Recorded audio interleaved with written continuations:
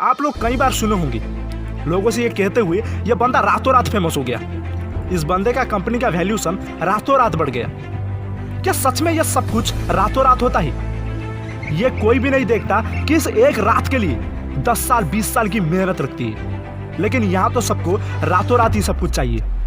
लेकिन साला कोई भी उसके लिए 10 साल 20 साल तक मेहनत नहीं करना चाहता। दोस्त, यहाँ पर कोई भी अपने लक के वजह से कामयाब नहीं बना है तो सिर्फ अपनी जिद और मेहनत के वजह से। आप लोग आज जितने भी सारे फिल्म स्टार्स, क्रिकेटर्स, बिजनेसमैन को देखते हैं तो सिर्फ आप उनके लग्जरियस लाइफस्टाइल को ही ऑब्जर्व कर पाते हैं, लेकिन इस मुकाम तक पहुंचने के लिए जो सालों की मेहनत लगती है वो आप नहीं देख पाते, क्योंकि कैमरे के आगे सिर्फ उनका सक्सेस ही हमें दिखाई देता है, उनका मेहनत नहीं। क्योंकि मेहनत तो साला खामोशी से होता है, शोर तो कामयाबी मचाती है।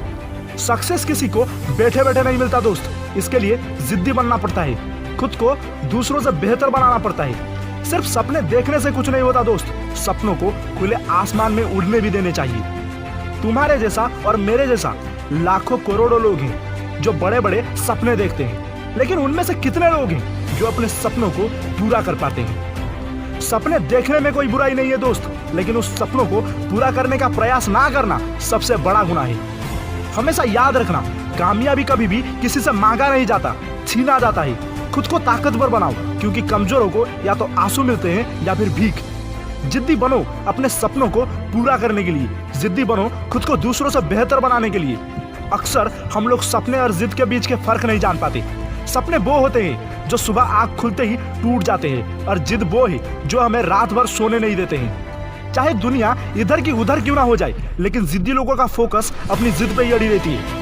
अगर कामयाबी तक पहुंचना एक रेस है तो तुम इस रेस के हुसैन बोल्ट हो।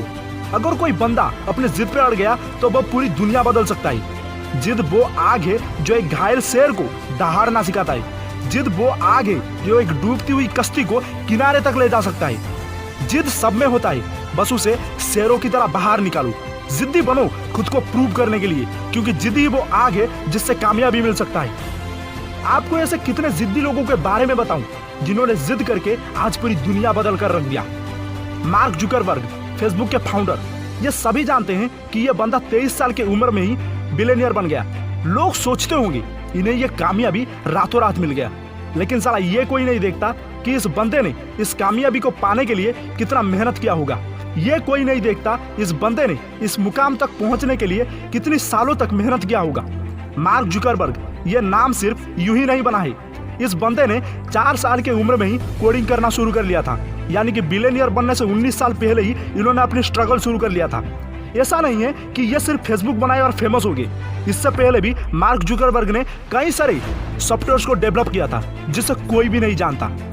कामयाबी कभी भी एक दिन में या फिर एक साल में नहीं मिलता दोस्त, कामयाबी सालों की मेहनत और जिद से मिलता है। एक दिन में ना ही कोई एपीजे अब्दुल कलाम साहब बनता है और ना ही कोई सचिन तेंदुलकर बनता है। एक दिन में कुछ भी नहीं होता दोस्त, हर चीज के लिए सब्र, मेहनत और जिद जरूरी है। Usain Bolt 2008 Olympic, 2012 Olympic, 2016 Olympic, 100 metre, 200 metre, 400 metre gold medalist. 12 सालों तक ओलंपिक में बादशाहत कायम करने में आप सोच भी नहीं सकते कितना मेहनती और जिद्दी बनना पड़ा होगा।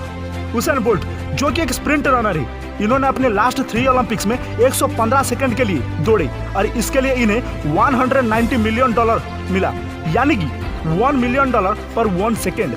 लेकिन इस 1 सेकेंड के कीमत के लिए कितना मेहनत लगा होगा आप सोच भी नहीं सकते। और आप ये सुनकर हैरान होंगे कि हुसैन बोल्ट अपने पूरी जिंदगी में कभी भी प्रोफेशनली 5 मिनट से ज्यादा नहीं दौड़े।